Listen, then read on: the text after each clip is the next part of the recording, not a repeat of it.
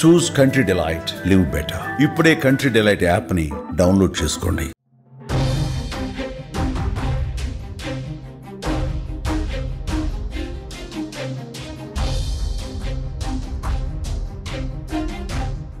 బీభత్సం, భయానకం, మళ్ళీ అమెరికా వెన్నులో వణుకు పుట్టిస్తోంది కోవిడ్-19. అమెరికాలో ఉగ్ర రూపాన్ని చూపిస్తోంది కోవిడ్-19. NB1.8.1 అనే వేరియంట్ అమెరికాలో మరణ శాసనం రాస్తోంది, ప్రాణాలు తీస్తోంది.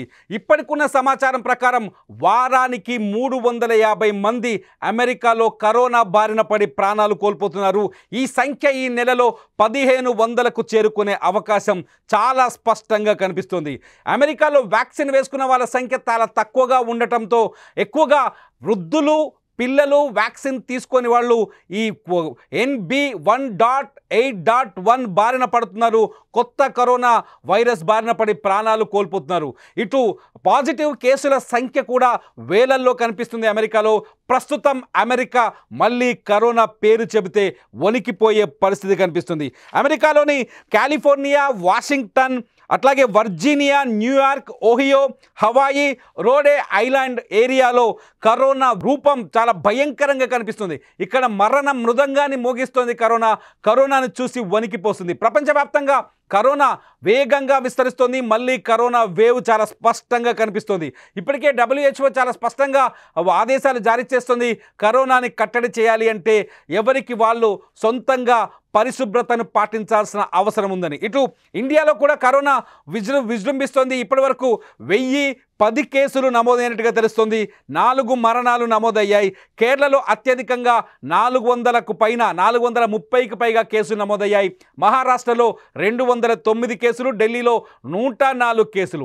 ఇటు భారత్లోనూ కరోనా వేగంగా విస్తరిస్తోంది. అయితే వైద్య నిపుణులు చాలా స్పష్టంగా చెప్తున్నారు, భయపడాల్సిన పని లేదని. కానీ భయపెడుతోంది కరోనా. జాగ్రత్తగా ఉండాల్సిన అవసరం మాత్రం చాలా స్పష్టంగా ఉంది. ఇటు చైనాలోనూ కరోనా వేగంగా విజృంభిస్తోంది, వేగంగా విస్తరిస్తోంది. స్విట్జర్లాండ్లో కూడా కరోనా చాలా వేగంగా, అంటే దక్షిణ ఏషియా దేశాల్లో కూడా చాలా వేగంగా కరోనా విస్తరిస్తుంది. అయితే అమెరికాకు సంబంధించిన మరింత సమాచారాన్ని, అప్డేట్ని మా ప్రతినిధి సాయి అందిస్తారు. Sai, good morning. అమెరికాలో మళ్ళీ కరోనా విజృంభణ కనిపిస్తుంది. ఈ వారం 350 మంది చనిపోయినట్టు CDC చెప్తోంది. ఈ మరణాల సంఖ్య మళ్ళీ పెరిగే ఛాన్సెస్ కనిపిస్తుందా? తిరుమల ఇప్పటికే మొత్తం అంటే ఎప్పుడైతే కూడా థర్డ్ వేవ్ ఎప్పుడైతే కంప్లీట్ అయిపోయిందో అప్పటి నుంచి పూర్తిగా కోవిడ్ అనేది రాదు అని అందరూ భావించారు. బట్ ఏదైతే మెల్లమెల్లగా మలేషియా, సింగపూర్ లాంటి దేశాలను దాటి ఇప్పుడు ఏదైతే US ని తాకిందో ఇక్కడ నుంచి కూడా దాని ప్రభావం అనేది చాలా తీవ్రతగా ఉంది. బేసిక్ గా మన ఇండియాలోకి కరోనా ఎంటర్ అయిన దగ్గర నుంచి కూడా దాని ఎఫెక్ట్ పెద్ద కనబడలేదు. సో ఇది చాలా లైట్ తీసుకున్నారు చాలా మంది. కానీ US పైన దీని ప్రభావం చాలా చాలా ఎక్కువ ఉంది. బేసిక్ గా సెకండ్ వేవ్ లో ఏ విధంగా అయితే US దెబ్బతిందో ఈ కరోనా దెబ్బకి ఏదైతే అతలాకుతలు అయిపోయిందో అదే రేంజ్ లో ఇప్పుడు US ని ఇప్పుడు గడగడలాడిచ్చేస్తోంది. కేవలం 15 తక్కువ రోజుల్లోనే, అంటే నెల రోజుల్లోనే 1500 మంది చనిపోయారంటే పరిస్థితి ఏ విధంగా ఉందో అర్థం చేసుకోవచ్చు. ఇప్పటికే గవర్నమెంట్ అయితే ఇప్పుడు మొత్తం అంటే ఎక్కడికక్కడ అంటే కొన్ని ముఖ్యమైన ఏరియాస్ ఏవైతే వాషింగ్టన్ కానీ, కాలిఫోర్నియా కానీ, న్యూయార్క్ కానీ ఇటువంటి ప్రాంతాల్లో ఇప్పటికే పూర్తిగా వాళ్ళు లాక్డౌన్ విధించాలన్న ఆలోచనలో కూడా ఉన్నట్టుగా చూస్తున్నారు. ఎందుకంటే కరోనా రావడం వేరు, కరోనా వచ్చాక అది ఆటోమేటిక్ గా తగ్గిపోతుందనే భావన ఉండడం వేరు. బట్ మరణాల సంఖ్య ఎక్కువైతే మాత్రం ఖచ్చితంగా వీటిపైన అయితే అక్కడ సంబంధించిన ప్రభుత్వాలు అయితే ఖచ్చితంగా దీనిపైన సీరియస్ గా దృష్టి పడతాయి. ఎందుకంటే అక్కడ ఉండే ప్రదేశం అంతా కూడా శీతల ప్రదేశం ఎక్కువగా ఉంటుంది. సో మన ఇండియా వాతావరణం చాలా డిఫరెంట్ గా ఉంటుంది. బట్ US వాతావరణం చాలా డిఫరెంట్ గా ఉంటుంది. కోవిడ్ ఎక్కువ అటాక్ అయ్యి ప్రజల ప్రాణాలు తీసేది లంగ్స్ లో కాబట్టి సో దాని ప్రభావం ఎక్కువగా US లాంటి ప్రాంతాల్లో ఎక్కువ దాని ప్రభావం చూస్తుంది. మలేషియా, సింగపూర్ లాంటి కంట్రీస్ లో కోవిడ్ వచ్చినా అక్కడ మరణాల సంఖ్య ఎంత భారీగా లేదు. బట్ అక్కడ 2 నెలల నుంచి కూడా మలేషియా, సింగపూర్ లో భారీ స్థాయిలో కేసులు ఉన్నాయి. కానీ మరణాలు ఈ స్థాయి లేదు. కానీ US లో చూస్తుంటే అతి తక్కువ రోజుల్లోనే కరోనా ఎంటర్ అవడంతోనే, రీఎంట్రీ ఇవ్వడంతోనే ఇంత బీభత్సంగా కనిపిస్తే అమెరికా దీన్ని మళ్ళీ తట్టుకునే కెపాసిటీ ఉందంటావా సార్? ఇప్పుడు అమెరికా ముందున్న అతి పెద్ద టాస్క్ ఇప్పుడు కోవిడ్ ని నియంత్రించడం కాకపోయినా ఇప్పుడు మరణాల సంఖ్యను తగ్గించడానికి ఏం చేయాలి అనేది చూస్తున్నారు. ఎందుకంటే ఇప్పటికే వ్యాక్సిన్లు అనేవి భారీ స్థాయిలో అమెరికాలో ప్రతి పౌరుడికి కూడా ఖచ్చితంగా వ్యాక్సిన్ వేయాలని రూల్ పెట్టి అందరికీ కూడా వ్యాక్సిన్ వేశారు. కానీ కరోనా వచ్చినా కూడా వ్యాక్సిన్లు పనిచేస్తున్నాయా లేదా అనేది ఒక డౌట్ గా మారింది. ఎందుకంటే ఇన్ని మరణాలు సంభవిస్తున్నాయంటే కోవిడ్ వ్యాక్సిన్ వేసుకుంటే మరణాలు సంభవించవు అనే ఒక అందరిలో ఒక అపోహ వచ్చింది. డాక్టర్లు కూడా అదే అన్నారు. కేవలం కోవిడ్ తగ్గించడానికి మాత్రమే వ్యాక్సిన్లు పనిచేస్తాయి తప్ప మరణాలు నియంత్రించలేవు, మరణాలకి దీనికి సంబంధం లేదు. కేవలం మన ఇమ్యూనిటీని బేస్ చేసుకుని మాత్రమే మరణాలు సంభవిస్తాయని అనేక మంది డాక్టర్లు అనేక మంది చెప్పినప్పటికీ కూడా కేవలం వ్యాక్సిన్ మీద మాత్రమే ప్రపంచ దేశాలన్నీ కూడా ఆధారపడి ఉన్నాయి. సో ఇప్పుడు కోవిడ్ మళ్ళీ రాకుండా వ్యాక్సిన్ ఆపలేకపోతుంది. అలాగే అమెరికాను కూడా ఈ వ్యాక్సిన్ కాపాడలేని పరిస్థితుల్లో లాక్డౌన్ ఒక్కటే శరణ్యం అన్నట్టుగా మారుతున్న పరిస్థితిలో ఇప్పటికే ఆర్థికంగా చాలా ఇబ్బంది పడుతున్న అమెరికాకు ఇప్పుడు మరొక ఇబ్బందిగా ఇది కోవిడ్ వచ్చిందనే చెప్పుకోవాలి. అయితే ఈ వేరియంట్ అనేది ఒమిక్రాన్ కి సంబంధించిన సబ్ వేరియంట్ కింద దీన్ని భావించాలి. NB1 అనే వేరియంట్ మొదట్లో ప్రమాదం కాదని అందరూ చెప్పారు. WHO కూడా పెద్ద ప్రమాదం కాదని చెప్తోంది. అసలు WHO చెప్పే మాటలకి జనాలు నమ్ముతున్నారు అంటే మొదటి 2 వేవుల్లో కూడా మనకు సాయి గమనించవచ్చు. మొదటి 2 వేవుల్లో కూడా WHO చెప్పిన మాటలు ఎక్కడ పొంతన లేకుండా పోయాయి. WHO గతంలో కూడా ఇండియాలో సెకండ్ వేవ్లో జరిగిన మారణ హోమానికి WHO యొక్క మాటలు కూడా కొంత కారణం అని చెప్పొచ్చు. సో కొన్ని చైనాలో జరుగుతున్న విషయాన్ని బయటకు చెప్పకపోవడం WHO చాలా రహస్యాలు దాచిపెట్టింది. సో కరోనా పట్ల ఇప్పుడు WHO మాటలు ఎంతవరకు నమ్మాల్సిన అవసరం ఏర్పడుతుంది? ప్రజలు ఇండివిజువల్ గా WHO నమ్మే పరిస్థితి అయితే ప్రపంచ దేశాలు ఎవరు కూడా నమ్మట్లేదు. ఎందుకంటే ఏ వేరియంట్ వచ్చినా ఏ వేవ్ వచ్చినా వాళ్ళు కరోనా ఏం చేయదని చెప్పుకుంటూ వెళ్ళారు. సో వాళ్ళని నమ్మిన ప్రజలు కానీ లేకపోతే వాళ్ళని నమ్మిన మొత్తం ప్రపంచ దేశాల్లో ఉన్న టాప్ దేశాలన్నీ కూడా చాలా లైట్ తీసుకున్నాయి. కానీ దాని ప్రభావం కొన్ని లక్షల మంది ప్రాణాలు తీసేసింది. సో ఇప్పుడు కూడా అదే చెప్తోంది, ఇది జస్ట్ సబ్ వేరియంట్ మాత్రమే, దీనికి కంగారు పడాల్సిన పని లేదు, ఇది వెంటనే తగ్గిపోతుంది, ఇమ్యూనిటీ ఉన్న వాళ్ళకి పెద్ద ప్రాబ్లం ఉండదు, వృద్ధులకు మాత్రమే ఉంటుంది, వృద్ధులను జాగ్రత్త చూసుకోండి అని మాత్రం చెప్తారు. కానీ ఇక్కడ అమెరికాలో చనిపోయిన 15 మందిలో వృద్ధుల శాతం 60 నుంచి 70% మాత్రమే. బట్ మిగిలిన వాళ్ళ పరిస్థితి ఏంటి అనేది ఇప్పుడు మొత్తం ప్రపంచ దేశాలన్నింటినీ కూడా భయభ్రాంతులకు గురి చేస్తుంది. మన అదృష్టం కొద్దీ ఇండియాలోకి ఎంటర్ అయినప్పటికీ కూడా అంత పెద్ద ఎఫెక్ట్ ఇప్పటి వరకు కూడా అంటే స్టిల్ ఈ రోజు వరకు కూడా 1020 మాత్రమే కేసులు నమోదయ్యాయి. అందులో కేరళలో 430 కేసులు నమోదయ్యాయి. సో మరణాల సంఖ్య ప్రస్తుతం మన ఇండియాలో చాలా తక్కువగా ఉంది. బట్ మన ఇండియాలో వ్యాపించడం అనేది చాలా ఈజీగా మనకి స్ప్రెడ్ అయిపోతుంది అమెరికా కన్నా.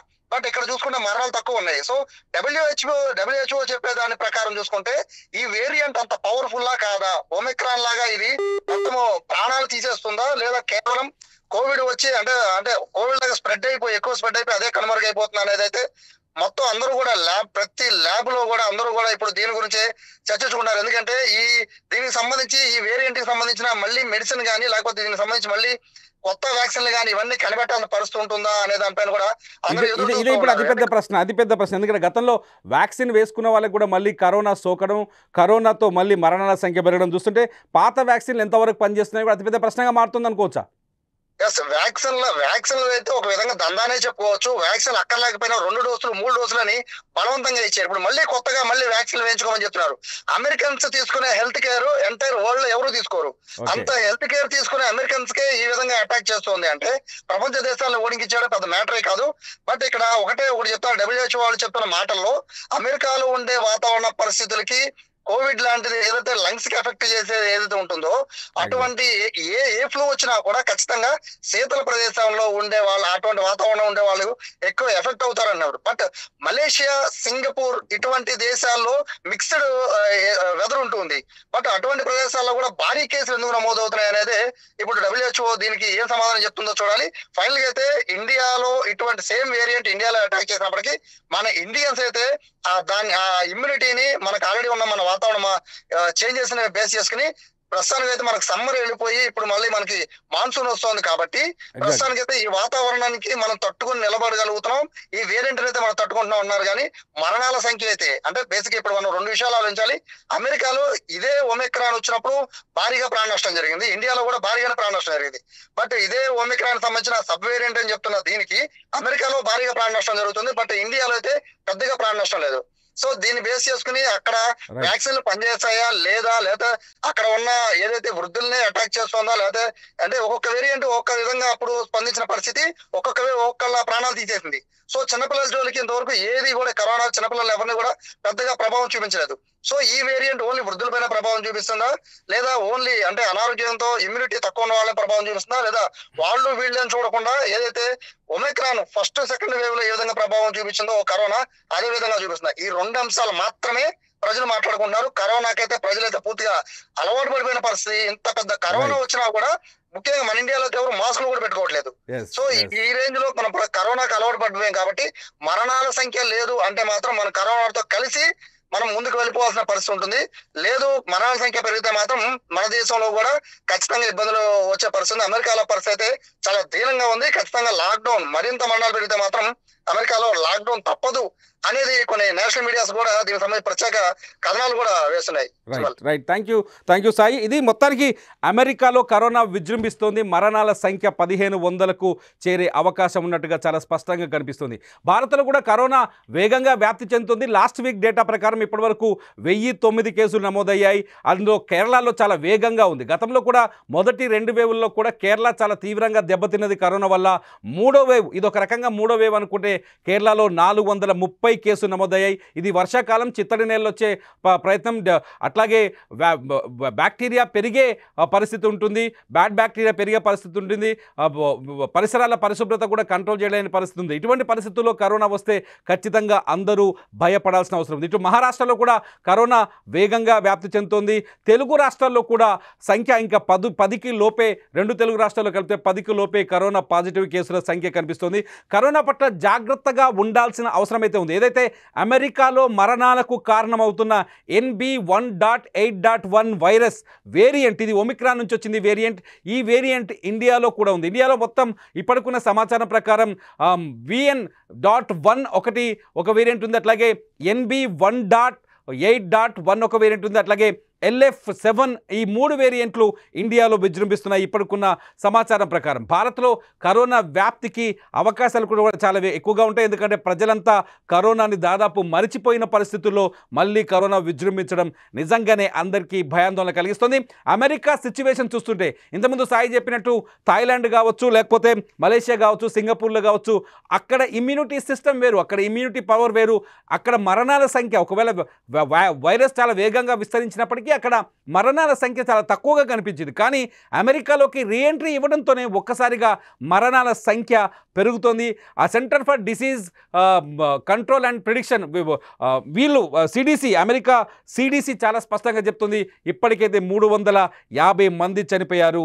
ఈ మరణాల సంఖ్య ఈ నెలకి 1500కు చేరే అవకాశం ఉందని. కరోనా పట్ల మనమందరం జాగ్రత్తగా ఉండాలి. కరోనాని లైట్ తీసుకోవడం మాత్రం చాలా ప్రమాదం. కరోనా ఏ క్షణంలోనైనా ఏ విధమైన ప్రభావాన్ని చూపించవచ్చు. కరోనా పట్ల మీరెంత జాగ్రత్తగా ఉన్నారు? కరోనాని నిర్మూలించడానికి, కరోనాని కంట్రోల్ చేయడానికి మీరేం చేస్తున్నారు? ఈ వీడియో కింద ఖచ్చితంగా కామెంట్ చేయండి. చూస్తూనే ఉండండి సుమన్ టీవీ లైవ్.